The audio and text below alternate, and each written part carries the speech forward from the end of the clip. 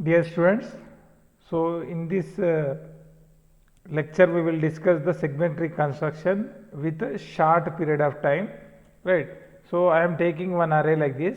So what you will do, divide the array into the two parts like 1, 3, 5, 7, 2, 4, this will be the array, divide into two parts like this, two halves, right, 1, 3, 5, next 7, 2, 4, then again divide into the two parts, so that is a 1, 3,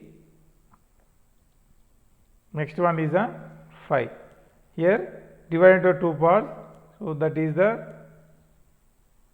7, 2, here it is a 4, right, again divide into the array into the two parts, so that is a 7, it is a 2, right,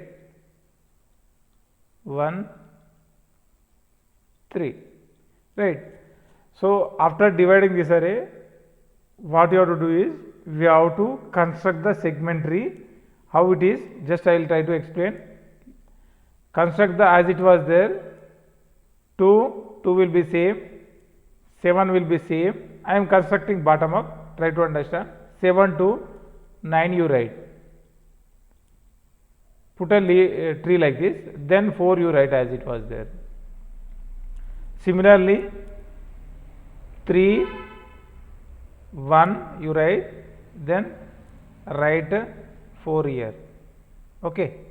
So next 5 as it was there, you write 5 here, right. So next what you will do the sum of 5, 4, 9, right.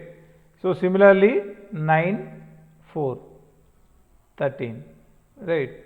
So similar again you apply same thing, 9, 13, 22. So this is the segmentary construction.